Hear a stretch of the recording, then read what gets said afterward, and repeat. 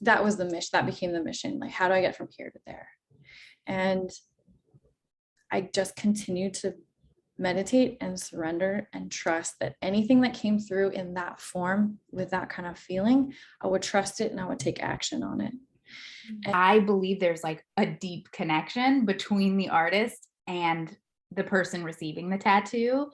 And I just like wanted to explore that more. So I asked Antonio, can I speak to your tattoo artist? And he sent me your website. So I would love to just start by asking you to just like tell me a little bit about yourself, about how it all got started. I read on your website that, you know, it all started when your mom gave you a tattoo, like a face painting kit at the age of 7.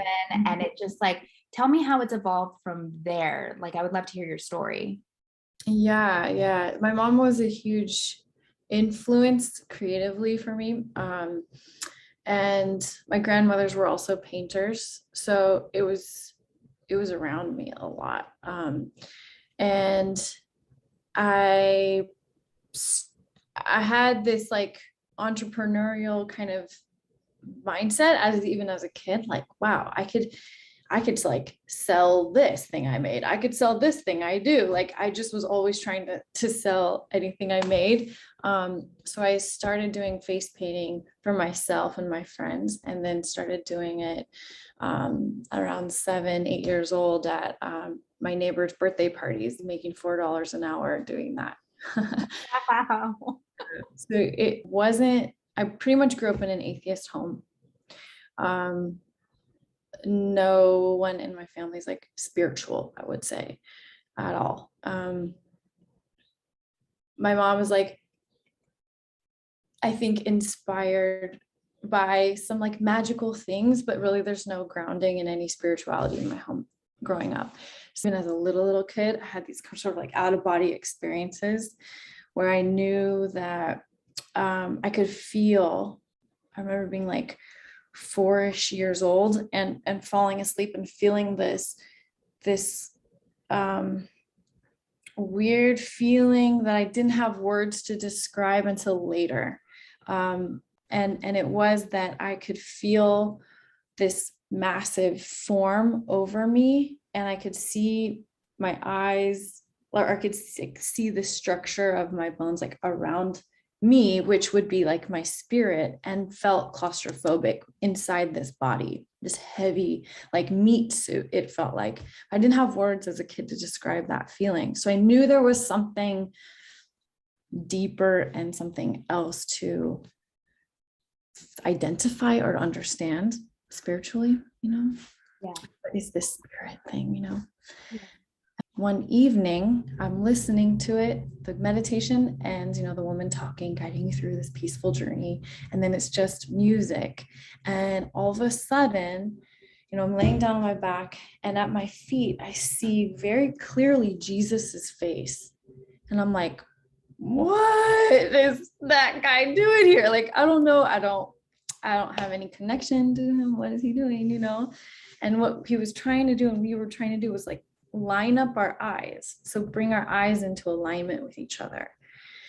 And I remember going to a shaman after that and trying to decipher, like, what does this mean? And she's like, I don't really know. Actually, a few minutes after that vision, another vision came through. And I think that now where I'm at spiritually, looking back at the Jesus part of it, it makes a lot of sense that I feel like I was being guided by this like really pure love source, God, that was like guiding me and opening up my vision. I mean, he was like lining up our eyes. So I feel like he was opening up my vision, but I didn't associate the two because I knew nothing about Jesus until this last year. I actually was like, what was that about? And I'm exploring that, or trying to learn about that. Side note. Okay. So the vision was right after, I saw myself. I was very clear that it was my future self. And I was sitting in this beautiful room with wood floors looking out, with Florida ceiling windows looking out over this beautiful landscape of maybe an ocean or the sun setting and in the distance. And it was beaming into the room. And there's this woman sitting in front of me. Her back is to me. And I'm doing a tattoo on her back. And it felt really sacred. It felt really spiritual, transformative for her. And then I saw myself rubbing herbs into her back after doing the piece. And I came out of this like, holy, like this is my future self. And right now in my life, I think I was maybe just out of art school and trying to figure out what to do with myself. And I had just this knowing that I got to figure out how to get from here to there, not knowing anything about tattooing or how to make it a sacred experience, because I've never seen that before in our culture. And so that was the mission, that became the mission. Like, how do I get from here to there? And I just continued to meditate and surrender and trust that anything that came through in that form with that kind of feeling, I would trust it and I would take action on it. And the next few visions that came after that was like this beautiful tattoo studio that was like all inclusive and very friendly and kind and welcoming, and not male patriarchal dominant. And so and that's actually what I created about 7-10 years after that vision. So now I'm here, and that was in my early 20s. I'm 37 now, and I still haven't tattooed in that location in that way. So I feel like there's still like a whole nother level to it that I'm still open to experiencing, but I've been led spiritually through this whole journey. And the way that I tattoo has been guided by the visions I've seen when I meditate.